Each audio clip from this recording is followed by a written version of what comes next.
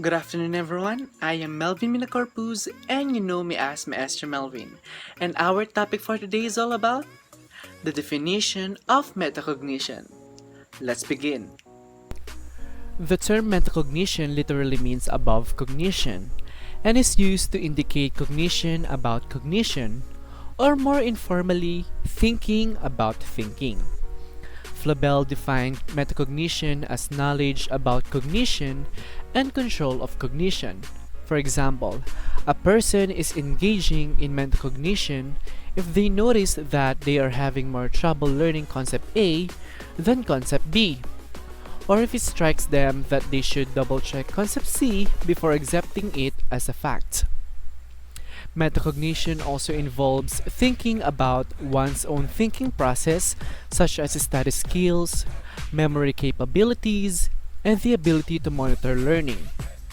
This concept needs to be explicitly taught along with content instruction. Metacognitive knowledge is about one's own cognitive processes and the understanding of how to regulate those processes to maximize learning.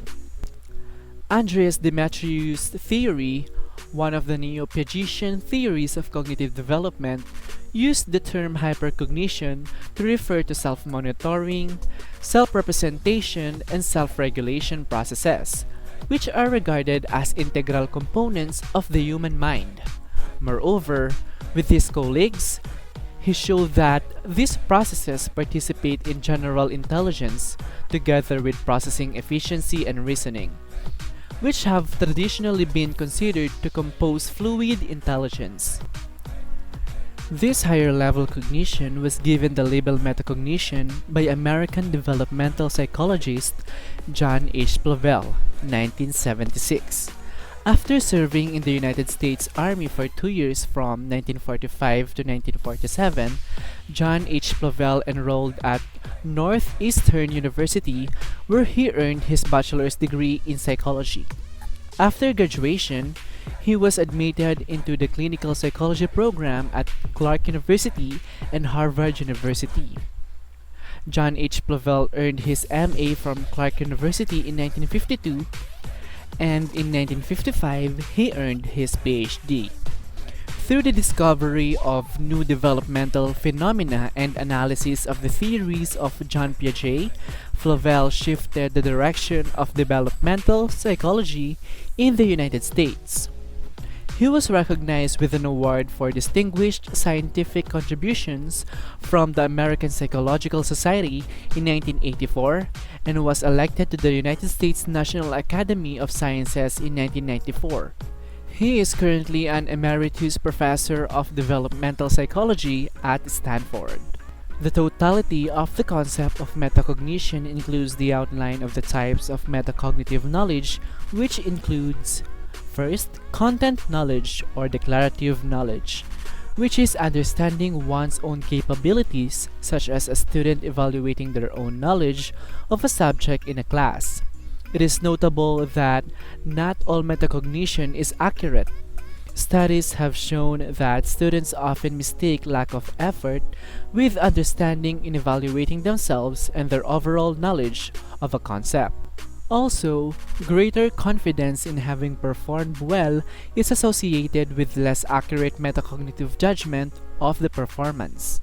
Second, we have task knowledge or procedural knowledge, which is how one perceives the difficulty of a task, which is the content, length, and the type of assignment.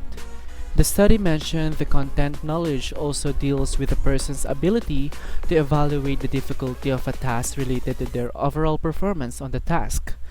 Again, the accuracy of this knowledge was skewed as students who thought their way was better or easier also seemed to perform worse on evaluations, while students who were rigorously and continually evaluated reported to not be as confident but still did better on initial evaluations.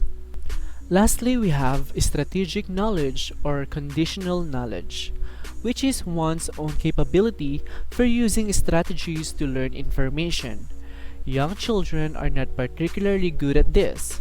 It is not until students are in upper elementary school that they begin to develop an understanding of effective strategies. The classroom implication of metacognition. Educational psychologists have long promoted the importance of metacognition for supporting student learning, and it continues to be a rapidly growing field of interdisciplinary research. As a result of research into metacognition, we understand the effective use of basic cognitive processes is a full fundamental part of learning. These cognitive processes include memory and attention, the activation of prior knowledge, and the use of cognitive strategies to solve a problem or complete a task. For a learner to ensure that they are making the best use of these basic cognitive processes, they need to have an awareness and an ability to monitor and adapt them. Self-awareness plays a critical role in improved learning because it helps students become more efficient at focusing on what they still need to learn. The ability to think about one's thinking increases with age. Research shows that most growth of metacognitive ability happens between ages 12 and 15. When teachers cultivate students' abilities to reflect on, monitor, and evaluate their learning strategies, young people become more self-reliant, flexible, and productive. Students improve their capacity to weigh choices and evaluate opinions, particularly when answers are not obvious. When students have difficulty understanding, they rely on reflective strategies to recognize their difficulties and attempt to rectify them. Improving metacognitive strategies related to students' schoolwork also provides young people with tools to reflect and grow in their emotional and social lives. And that ends my report. Thank you for listening. I hope you learned something. Master Melvin is out.